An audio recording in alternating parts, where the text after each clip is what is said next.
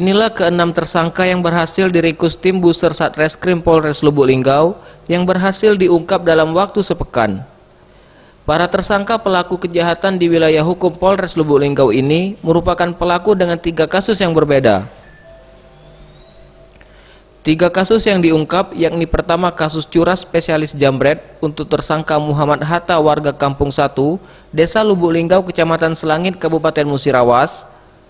Tersangka terpaksa diberikan tindakan tegas karena melakukan perlawanan saat hendak diamankan petugas. Polres Lubuk Linggau juga mengungkap kasus kepemilikan senjata api rakitan dengan 3 tersangka, yakni Hermansa, Bobby Francisco, dan Veska Oktariansa. Ketiganya tertangkap tangan petugas ketika sedang bertransaksi senpi rakitan di sebuah rumah makan di kawasan Jalan Jenderal Ahmad Yani. Untuk kasus tindak kejahatan yang ketiga, yakni pencurian spesialis pembobol rumah kosong dengan tersangka Raden Najwa Putra, warga Jalan Cereme, Kelurahan Cereme Taba, Kecamatan Lubuk Linggau Timur 2, Kota Lubuk Linggau. Pertama kasus senpi, 2 kasus curas, jambret, dan 1 kasus curat, bongkar rumah.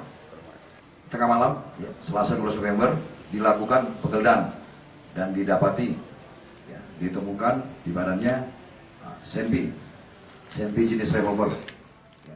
Tim Liputan Sriwijaya TV.